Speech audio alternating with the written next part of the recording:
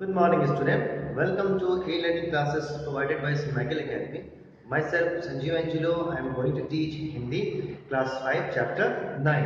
Sunita Williams के अनुभव। तो पिछले क्लास में हम लोगों ने इस पार्ट के कुछ शुरू के हिस्सों को देखा था और मैंने कहा था कि फिर हम लोग अगली क्लास में इसके आगे के भाग में चलेंगे। तो हालांकि पिछले भाग में हम लोगों ने सुनीता विलियम्स के जन्म, उनके माता पिता, उनकी शिक्षा दीक्षा के बारे में जानकारी मैंने आपको दिया था। और ये पार्ट जो है ये बच्चों द्वारा पूछे गए प्रश्न और सुनीता विलियम्स के द्वारा दिए गए उत्तर का ये क्या है, उत्तरों का ये संकलन है, जिसमें से मैंने कुछ प्रश्न जो बच्चों ने प्रश्न पूछे थे वो प्रश्न को मैंने पढ़ा था और आपको समझाया था, बताया था। तो जहाँ तक मैंने पढ़ा था और बताया था उसके अब हम लोग आगे चलेंगे। तो उसके बाद एक बच्चा पूछता है यहाँ पर स्टूडेंट कि मैंने सुना है कि समोसे आपको बहुत पसंद है, यहाँ तक कि आप अंतरिक्ष में भी उन्हें लेकर गई थी। तो सुनीता विलियम्स बोल रही है, हाँ ठीक सुना आपने। जब मैं दूसरी बार अंतरिक्ष की यात्रा पर गई थी तो अपने साथ समोसे के डब्बे ले गई थी। वैसे भी भारतीय व्यंजन मुझे अच्छे लगते हैं, विशेषकर ढोकला। उसके बाद अपनी यात्रा में श्रीमद् भागवत गीता भी तो लेके गई थी। तो बोल रही है, हाँ मुझे इस ग्रंथ से मन को मजबूत करने की प्रेरणा मिलती। इस बार मैं अपनी यात्रा में मैं इसे अपने साथ ले गई थी। पहली अंतरिक्ष यात्रा में भी मैं उपनिषद लेकर अंतरिक्ष में गई। असल में भारतीय व्यंजन और भारतीय ग्रंथ साथ में हो तो लगता है कि आप अपने घर के करीब हैं। तो ये जो है एक अंदर से अंतरात्मा जो है वो फील होता है इस चीज को कि कोई चीज बहुत जो करीब होता है और अपने साथ उसको लेके रखिए हमेशा या साथ लेके जाइए, तो नहीं लगता है कि हम अपने घर से दूर हैं या किसी से दूर हैं। जैसे कि यहाँ बोल रही है कि इस बार तो मैं श्रीमद् भागवत गीता ले गई थी, लेकिन जब पहली अंतरिक्ष यात्रा के लिए गई थी तो उन्होंने उपनिषद को लेकर अंतरिक्ष में गई थी। और असल में जब वो भारतीय व्यंजन और भारतीय ग्रंथ साथ में हो तो लगता है कि हम अपने घर के करीब हैं। उसके बाद आपके पिता डॉक्टर दीपक पांड्या मूल रूप से गुजराती है।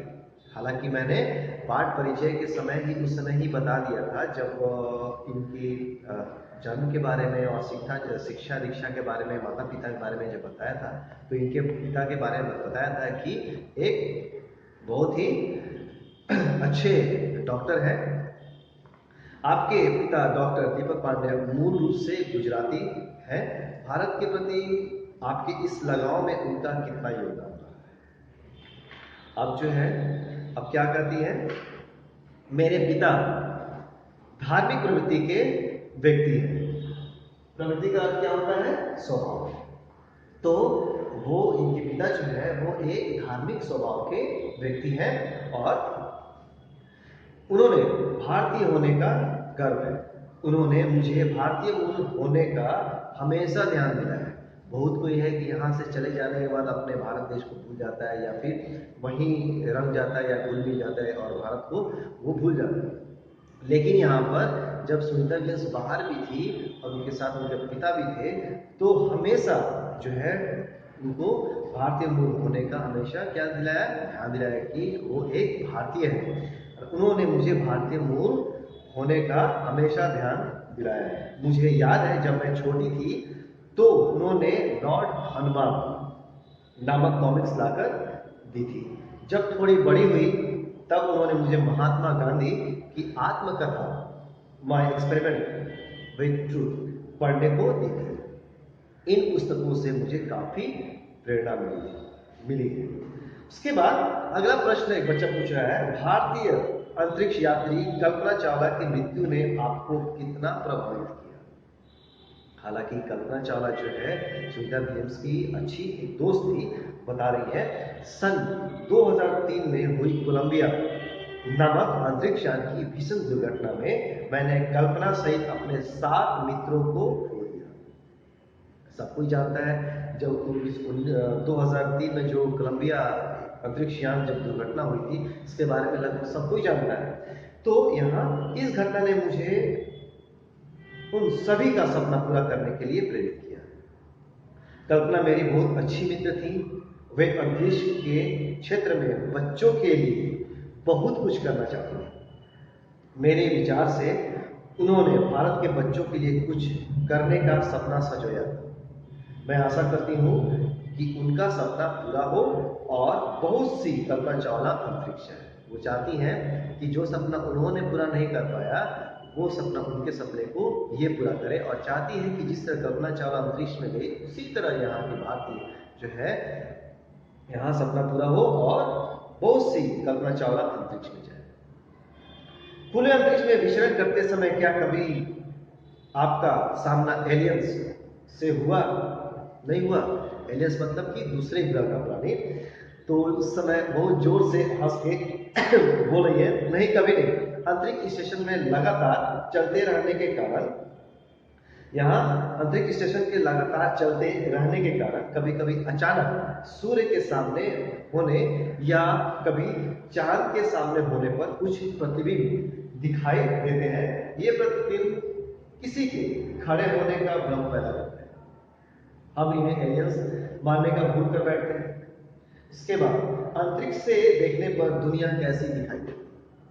तो इस पाठ में ये अनुभव को बच्चों को बता रही है, क्योंकि बच्चे तो है वो जानना चाहते हैं कि मेरे सामने कोई है अंतरिक्ष यात्री जो बैठी सब कुछ जानती है।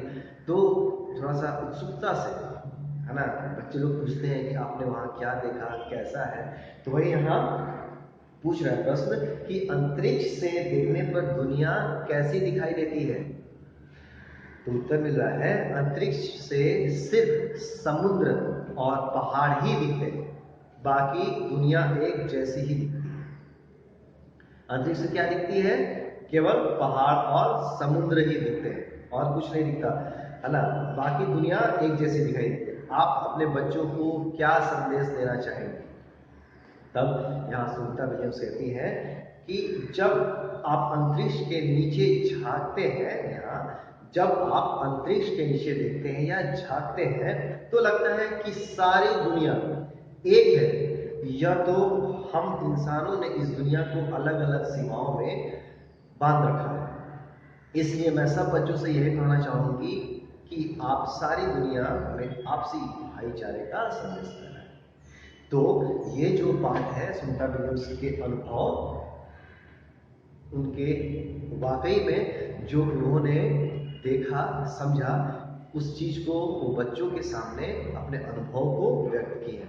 और वो संदेश भी देना चाहती हैं कि दुनिया जो है ऊपर से देखने पर वो एक है, एक जैसी है। हम इंसानों ने उसको एक दायरा बना दिया, इसको बांध दिया है और यहाँ अलग अलग सीमाओं में बांध दिया। इसलिए बच्चे से ये कहना चाहती हैं कि आप सारी दुनिया में आपसी भाईचारे का संदेश देना है। तो ये जो है कह रहा है, इस पाठ से हमको यही संदेश दे रही है यहाँ पर इस पाठ की भूमिका कि सपनों को साकार करने के लिए सतत प्रयत्न करना चाहिए, और कभी कभी ये प्रयत्न जो है वो विफल भी हो जाता है, लेकिन विफल होने से और हमको प्रेरणा मिलती है सफल होने का। तो यहाँ वही करता है कि जब हमें असफलता मिलती है तब सफल पाने के लिए लालसा और बढ़ जाती है। तो यही बढ़ी हुई लालसा जो है हमको कहाँ तक लेके जाएगी? अगले सफलता के पास या सफलता तक पहुँचाएगी।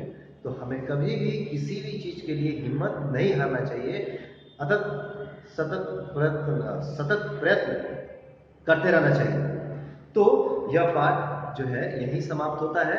अगले पाठ में हम लोग चलेंगे, लेकिन फिलहाल इस पाठ के खत्म होने के बाद हम लोग इसके प्रश्न उत्तर की तरफ चलेंगे और फिर अगले भाग में देखेंगे स्वर्ग की यात्रा।